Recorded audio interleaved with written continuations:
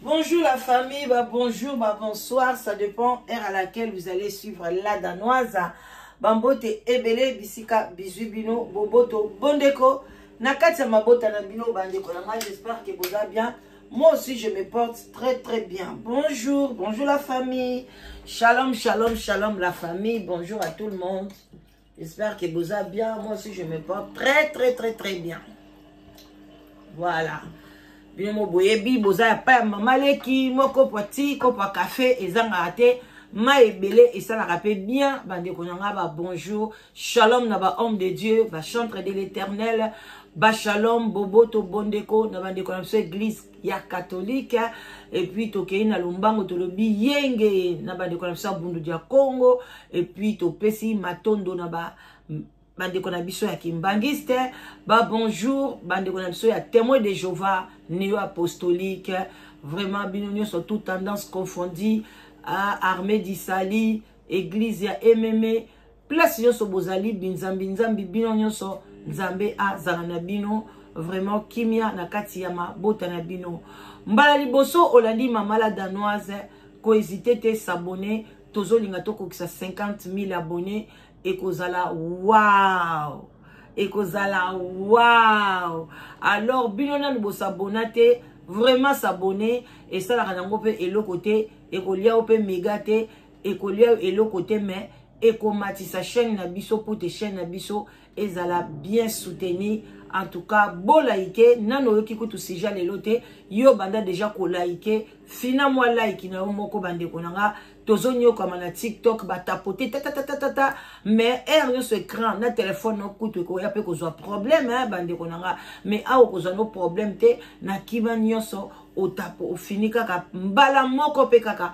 esili opi okoki ko partager na 5 personnes 10 personnes. Pourquoi pas nabatu ebele. Voilà bande konanga jusque là na nazoni musalate musala si ezongaki naoki batu bandi ja ko déclarer à mama la danoise pona nini oyaka su na bon déjeuner te bon déjeuner ekufite bon déjeuner na sala kango tangu na kende musala wana so la mkina tongo sali moi bon déjeuner okei musala mais le quoi na okena musala te na bandite alors bande konanga moyen na sala bon déjeuner zate fona zoatan nanga ina lala nanga mingi voilà elle son na la buki na la muki mais kalate na zozonga nanga musala parce que nazaki na repos médical bino boyebi na moi opération basala kinga na liboko mais pour le moment tout va bien.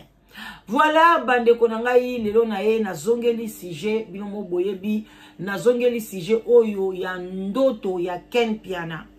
na zongeli yango pambate na kutanaki na mama ndeko na biso moko aza na France abengaki ngai mbala ebele abenga insister na lobi pona ni telefone oyo ezoko insister makasi boye tika na bandela yango na benga yango po anga vraiment soko bengi ngai ubi otindeli nga message ba o ba yebi ngai vraiment la simplicité mama leki azala nango parce que nazala mama leki na bino na moni eloko na koche la bino lolendo te otindela nga message na répondre te ceux qui na répondre te loba na moni yango te parce que ba message ekota kebele mais nga na zokata ko tala ba message na nga pe ya ko répondre bato nyonso batindeli nga ba message si s'agit na benga na bengaka alors bo like mission boya ebele bande konanga ekosala bien makasi boyoka mwa makelele ya machine ezo sokola bilamba moyena sala ezate alors bande konangai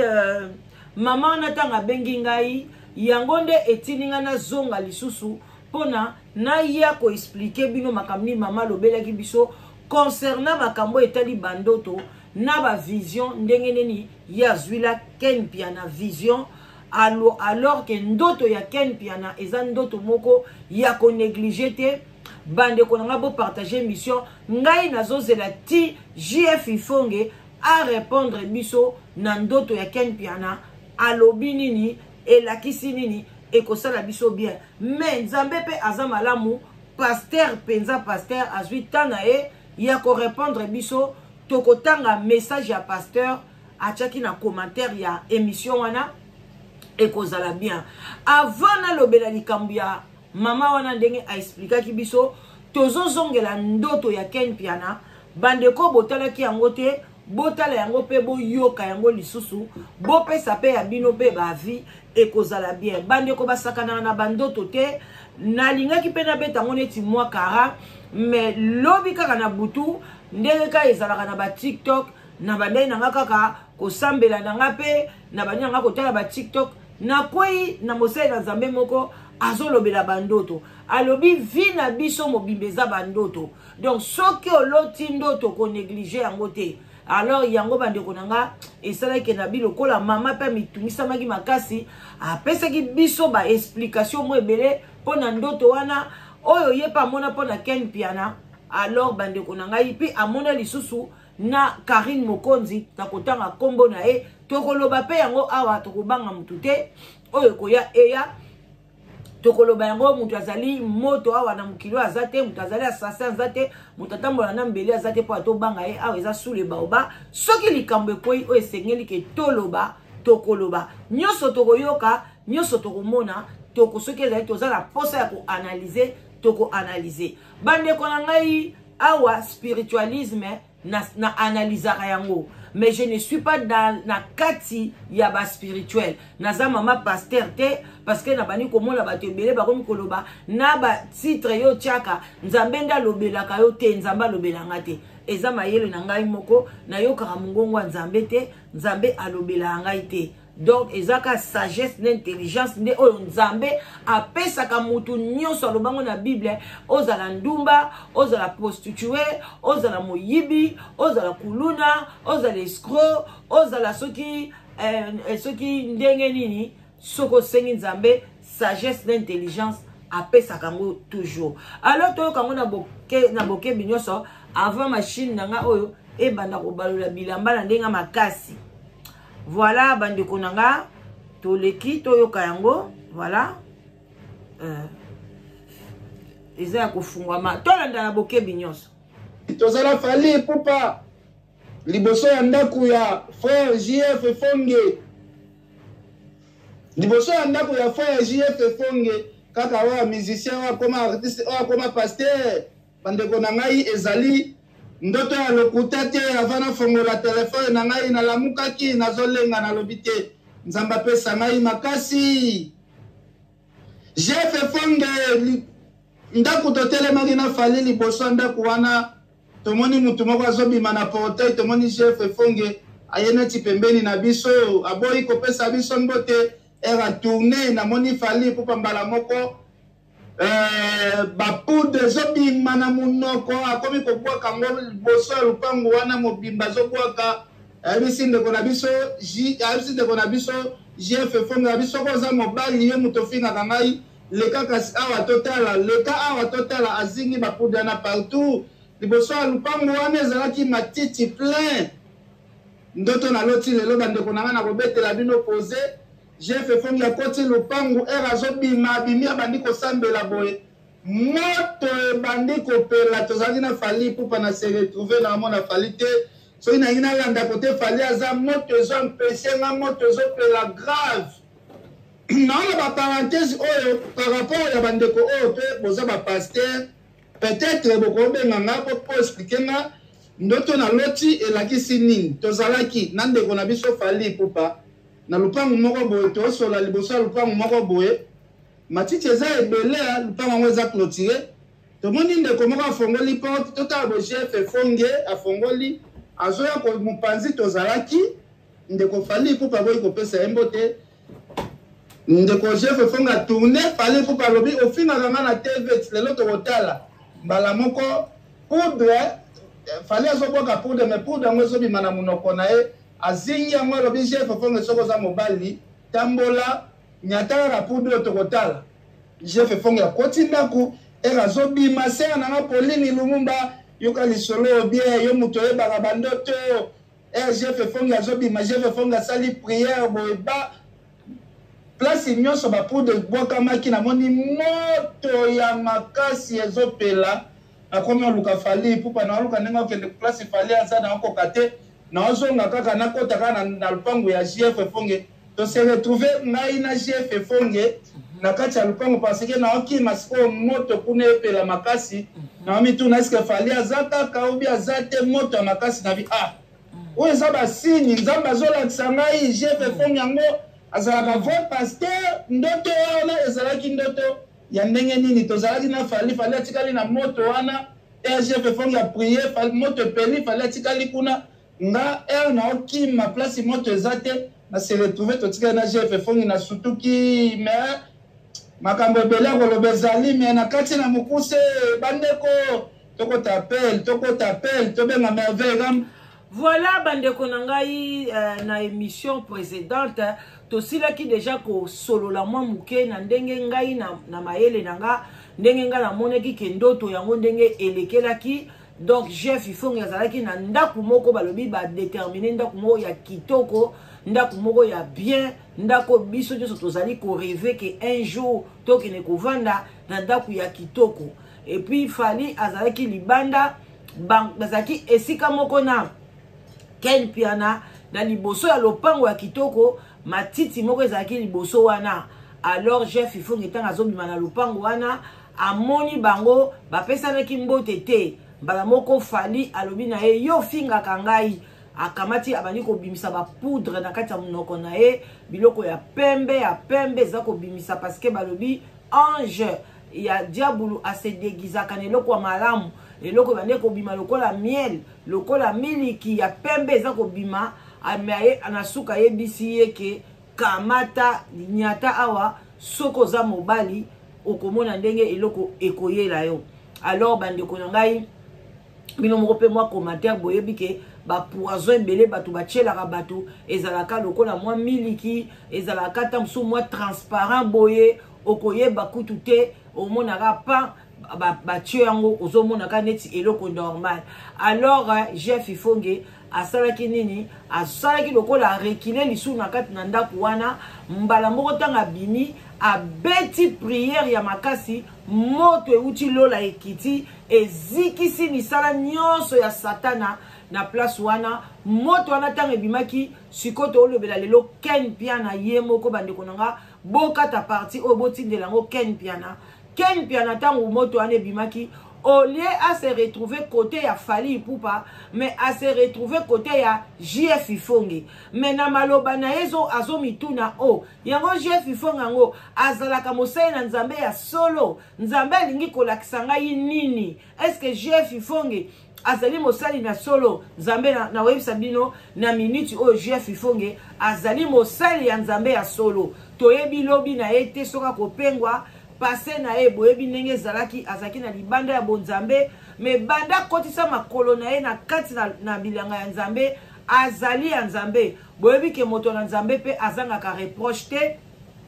tozali na se ya mabele. Alors bandeko na ngai pasteur moko ape akomelaki biso topesi bambote bele tokoyoka pe maloba ya pasteur wana na kotangela bino yango. Alors eloko tiko parce que Ken Piana amitala sikoyo azali entre deux personnes aza entre ténèbres et lumière na ndenge ni mutu Fally Ipupa ndenge azalaki wana azalaki mutu moko aza na rancune aza mutu moko aza na kanda kota ngai na kotala misala na ete lelo totala misala na ete o asala boye te lelo tozaka na kati ya ndoto parce que Jeff Ifong etanga yaki pembeni na bango azalaki na kanda te azalaki normal alobaki te ke yo mutu na masumu na kobeta yo na kosala boye non ayaki na ye na kimia nyonso tu mais c'est Fally mutu azalaki na rage azalaki rancune abandeki asili kaka na makambo o bolobaka na ye bino bato bofingaka ye bino bato bobebisa foyer na ye bino bato bodivisa Fally na bana na ye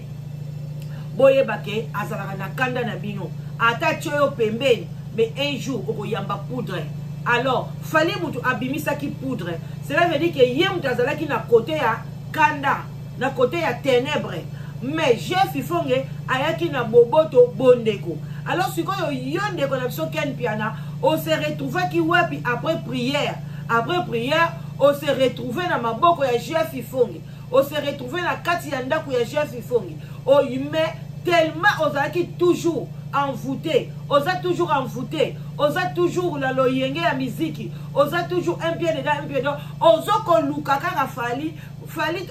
azali wapi, Fali akei wapi Fali, malgré moto wana, otala ekutu muke, odinda ta na kati ya moto, pono luka Fali. Mais, Zambé a sauvé ki yo, otika ki toujours parce que moto e bangisaka, malgré ça la couleur mo kitoko, moto eza na couleur kitoko, ba rouge, ba jaune, couleur kitoko mais e bangisaka, eza moto esikisaka makasi. Ken Piana okende ki kuna te, o se retrouva ki na côté ya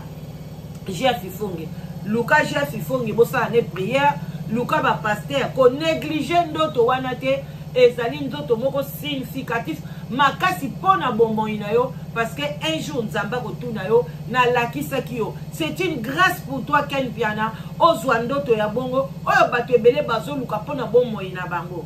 Alors bandeko na ngai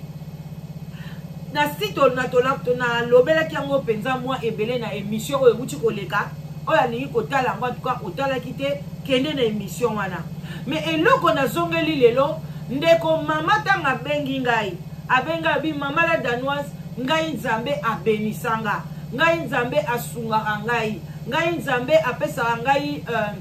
ba explication na bandoto ngai alobi en bon alobi na ngai tangu na yoki epai na yo parce que y a des mamans balanda na bango pe Ken Piana te ba yo bomonaka ngala danoise e monaka ndaka oswa biloko na ba TikTok na pesi mama Kongo mbote na pesi Giselle mbote na zwaka mingi biloko na bango na ba TikTok soki na monyango eza éducatif ou bien kolamsa conscience ya mama moko ya mwana moko na zwaka pona yaka ngo na chaîne nanga pona bato ebele batala ka chaîne nanga batala ka TikTok te bato ebele pe batala nga batala na bango Ken Piana te. Alors soki tozo zwa ba biloko na ba chaîne musu pona ko analyser eza pona ko luka mbongo te eza ke pona matière na yo oyo yo pesi ekende mosika. C'est juste pona to panza sango ba oyo basoki yango epai na yo te bakoki kozwa ngo na nzela na ngai wana nde ezalaka but na ngai bandeko na nga nakendaka nde koyiba matière te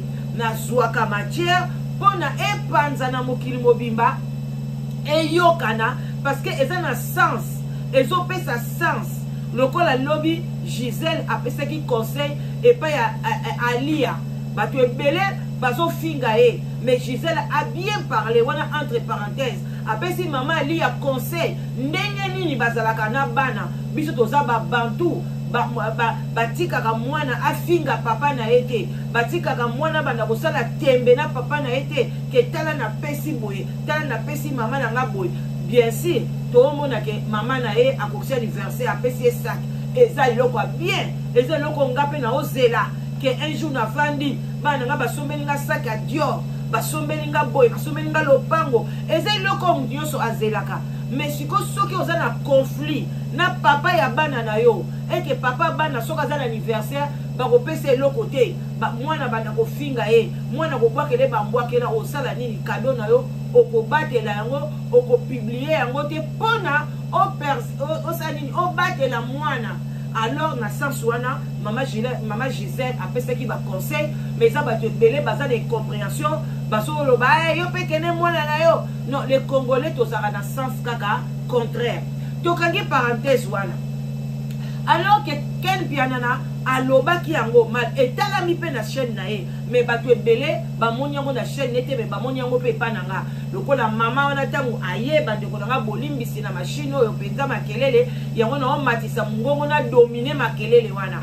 Alors bandeko na ngai ntango mama wana nabengi ye alobi na ngai nzambe alakisaka ye makambo ebele alobi na ngai makambo mibale abi mama ndoto wana oyo Ken Piana aloti Ken Piana landanga na bokebi nyonso bandeko partager mission bolaike mission partager alobi boye ye mpe alota ndoto ya moto alota yango ndenge nini bolanda abi alotaki yango boye aloti Fally Ipupa akufi le Fally Ipupa akufi batie na kati ya cercueil ya pembe bato balataki pembe batie ye na cercueil ya pembe Ken Piana azalaki wana donc muto azalaki neti azomonana na pembeni ya cercueil wana ezalaki Ken Piana mbala moko ntango ndenge bayembaka wana bazotombola cercueil bazobinisa ngo mbala moko cercueil ekwei ntango cercueil ya Fally Ipupa ekwei mbala moko epeli moto bato bazalaki wana bazwi moto bamosusu baziki. Donc Ken Piana était là. Alors alobi alamuka boye ndoto tanga moni pe Ken Piana lobi lisusu moto epeli alobi non non non Nzambe azoko interpeller Ken Piana. Donc Ken Piana yo moko miyebela zela nini olanda ndeko nanga biso nyonso pe tozala tolobelaka bafali bafere banini mais tozwaka ngo kaka dadada. Donc kokota na kati ya monde na bango te Nzambe alingi yo kuna te. Alors alobaki nanga mama lobelanga likambo oyo yango bomoni na zongeli lisusu likambo ya ndoto wana parce que balotela ye ke fali pupa kufi cercueil na ye ekwei epeli moto ese lokola bombe. Ken Piana était là parmi bato yo bazalaki tout près ya fali pupa tant moto wana epelaki. Alobelanga makambo mibale. Après likambo muso ekoyebisanga lobi amonaka pe ndoto mususu Nzambe alakisaka ye wana alobi abengaka Karine Mokonzi. Alors Karine Mokonzi ayebi yango bino ba chinoise boya ko finga ngai awa te na linga lisusu ngana bino to finga na te. Mais bo soki akoyoka ngo pour la deuxième fois ekozala bien. Alobi abenga penza Karine azwaye Karine pe ayambaye na boboto bondeko aloba na ye mama na yoki. Alobi boye mais alobi na bandeli yango lisusu parce que na expliquer yango lisusu oloba yango lisusu parce que na monaka a changer te na ndenge na loba na ye azomona changement te. Alobi alotaki amonaki nini amonaki ke Karine azotambola na ye bien alati na ye bien mais place nyonso Karine atambolaka azana mutu mobo ya mulai aleke na mulai ngambe mbinga atambolaka ne alandaka ye partout. Place Karine alalaka mutu wana zalaka. Parce Karine ake kobota bebe na biso wana zaka bebe na biso mwana na ngai bebe maniata wana mwana na biso moko bien titré ya neve na ngai moko wana pe mwana biso. Voilà. Bon, on appelle ka santé kaneti maman la danoise. Voilà, ba beauté pe ka lukwa maman la danoise. Voilà bébé na biso. Donc bande konanga, moi alobi partout Karine Mokonzi azo tambola, ya mutanga za invisible. Karine amon azo mona ete, mais azalaka na ye. Azala na mobali, azalaka wana. Yango mwaye askoyo moye siko soka azala mobali akosala tout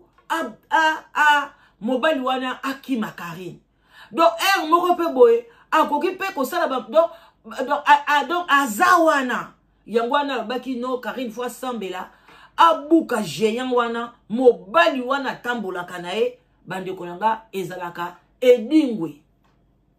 Alors bande konanga boye bine soko zana mutu moko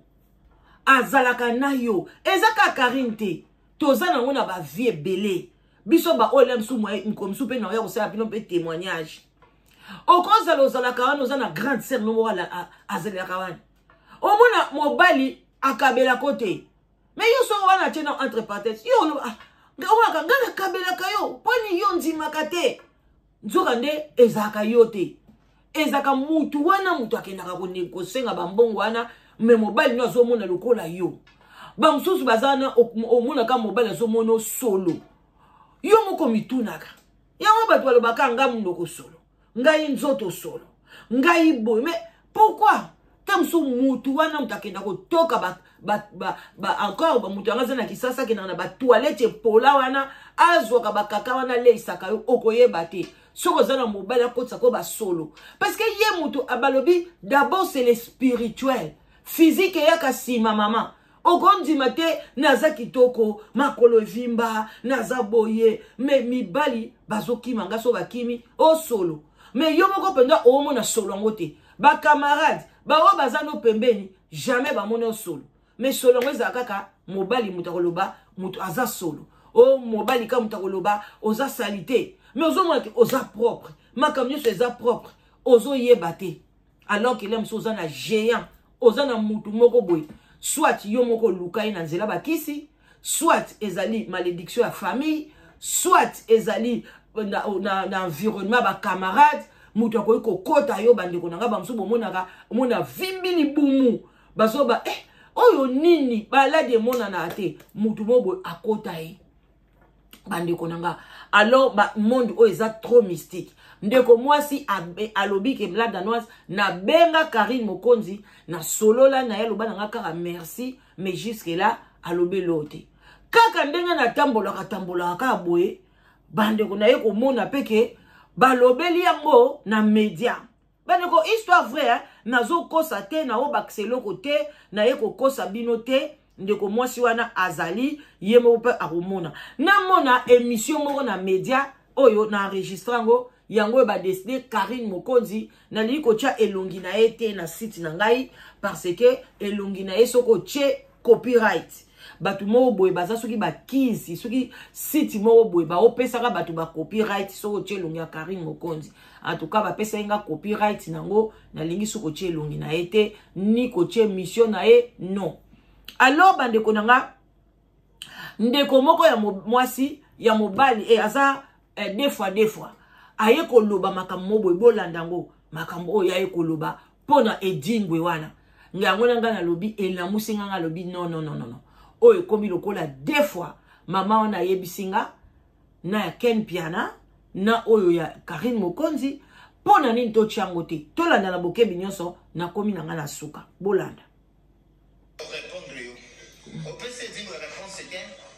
Pone esa te bozela to chango yeyo kala mo makasi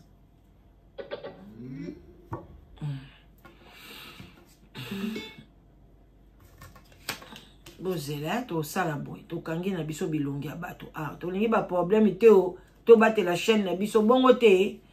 ayo bozela. Oui, allô, bonjour. Bien.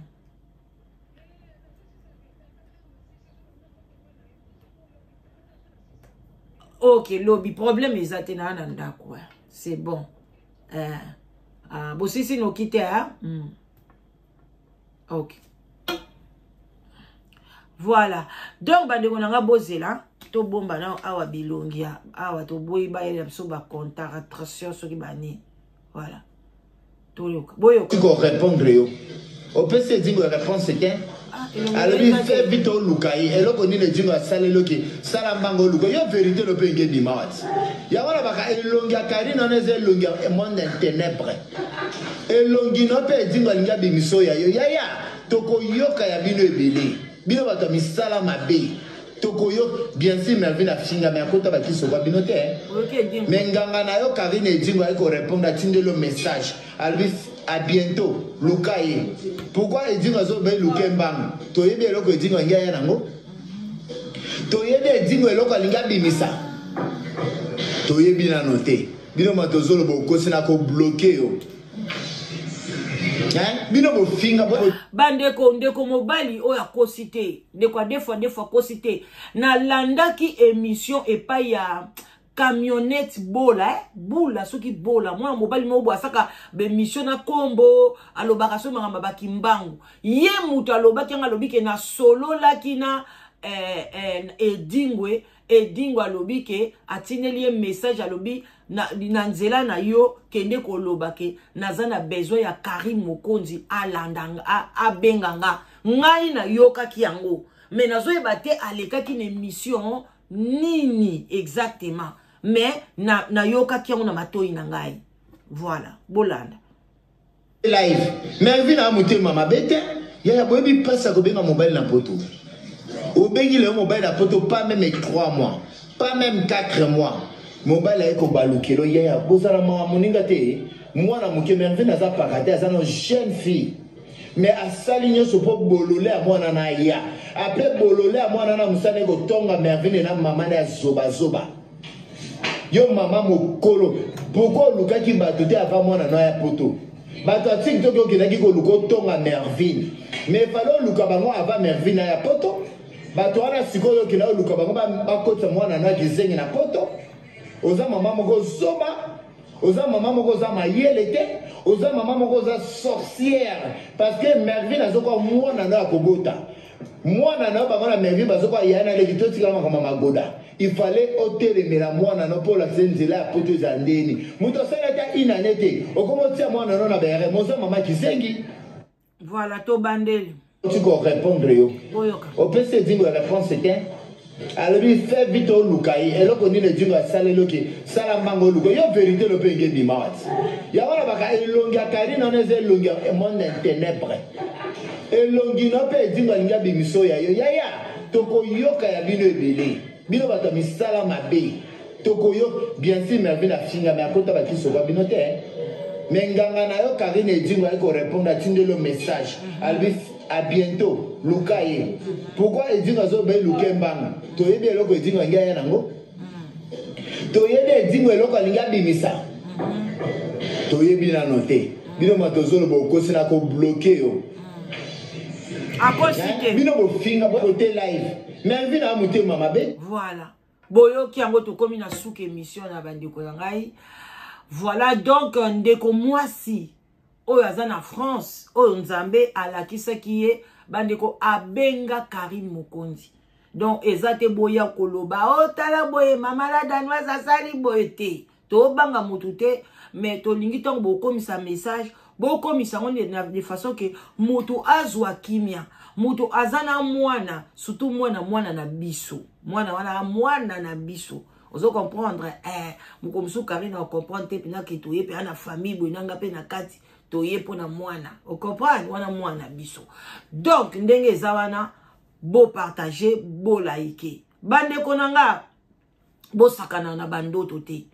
ko sakana na ndoto te soki ndoto ozo comprendre yango te kende ko tuna mutu oyo azana explication ya ndoto asala nini a expliquer yo basakana na bandoto te ndoto wana e reflectaka makambo ebele bandeko nanga na ba vie na biso bandeko kende pa ya mutu malamu parce que ngana lota ndoto moko boye bandeko na olota ndoto bali batianga tonga ngo ezaki na kisi ya rouge bali batianga na kingo na bi ya nini yango zo tianga ikisi boye na lingi te na zo bela te loko te o te na chayo kaka na bi non o yebi kengala banda ko chape batonga na yebi ko chatonga nga bi te na omo na malade o nga na obela te po tianga kisi pe kisi nanu banda na botama na na mo te batianga tonga ya couleur rouge na yebi ka ke ba benda ngande makila me batia tonga boye non na lamuka boye ndoto na bi na ke pa pasteur muto ando sambela nae to rappelle na frère na biso moko boye frère wana siko nga na ebate ke yaza na don siko ya bandoto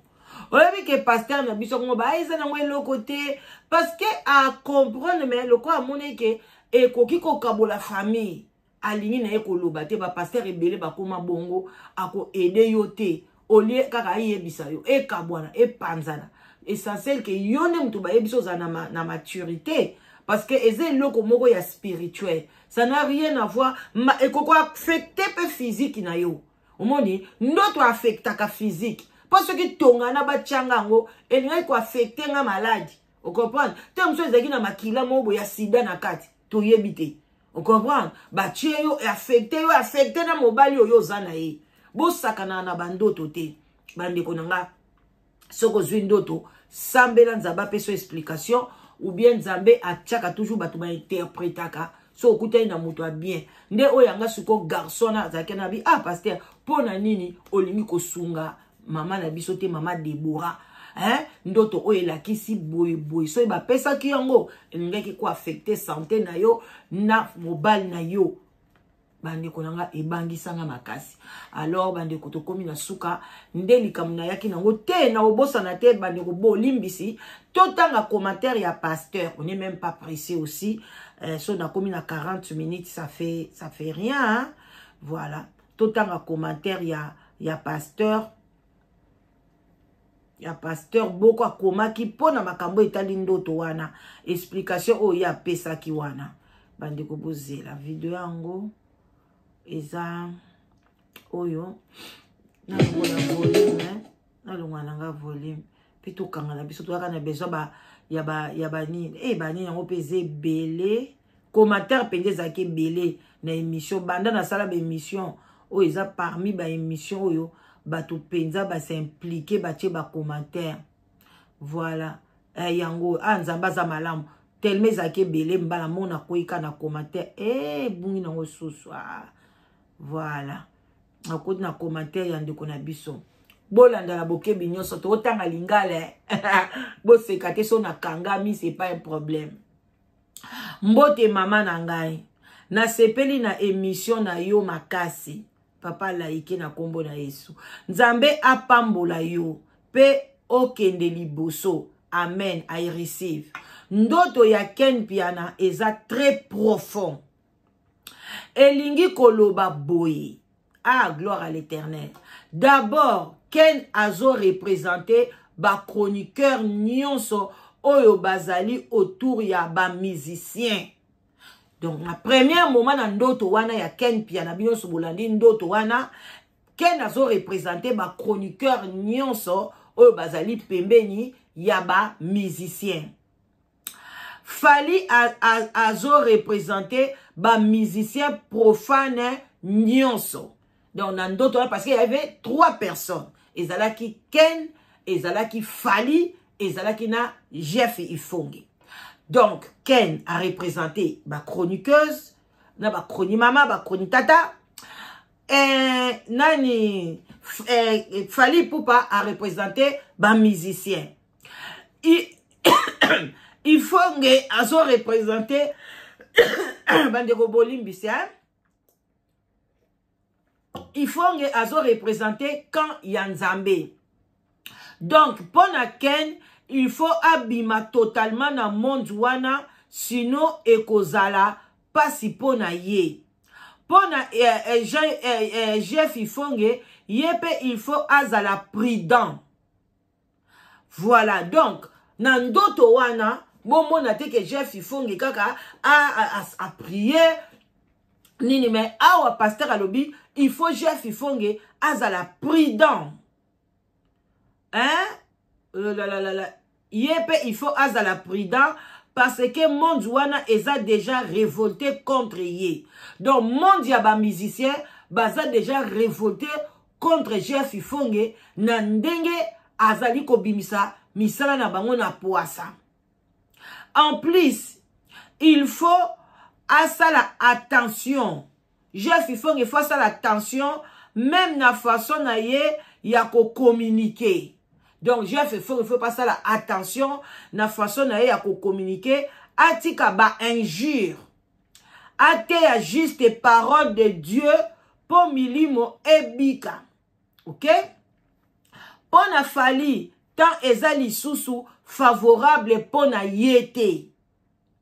Moto ezo représenter jugement yanzambe. Donc, à ça la attention,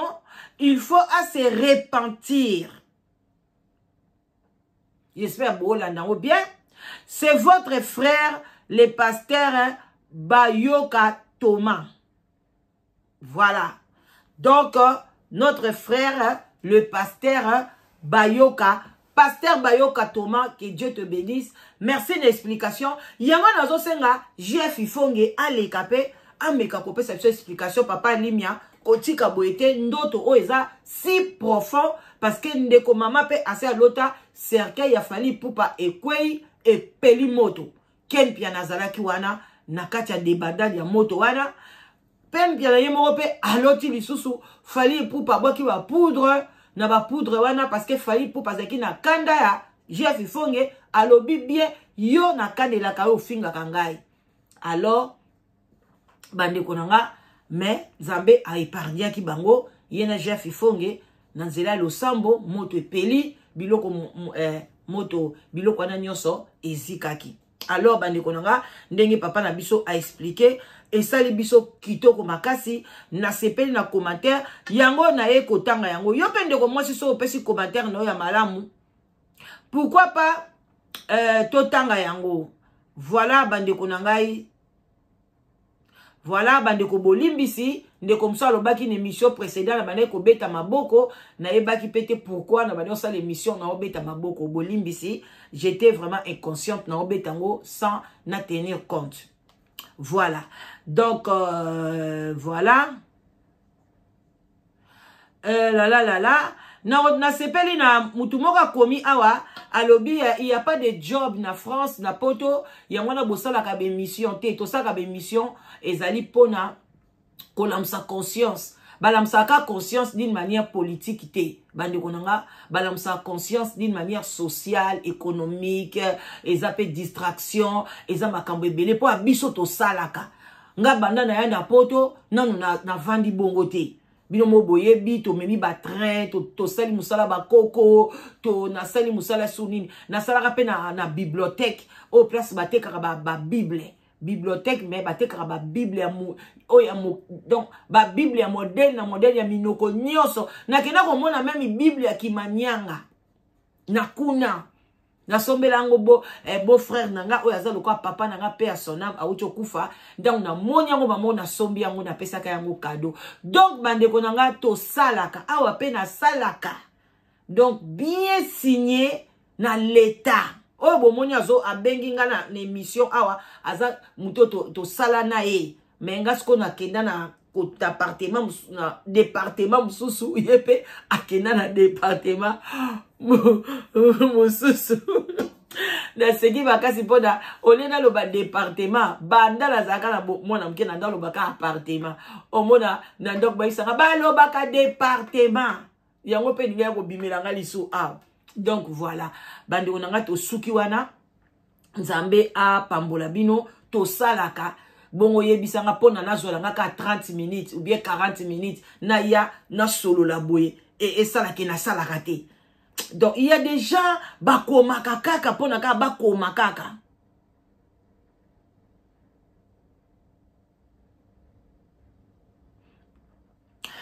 Doza maman la bisosoki papa awa komona e bukaka.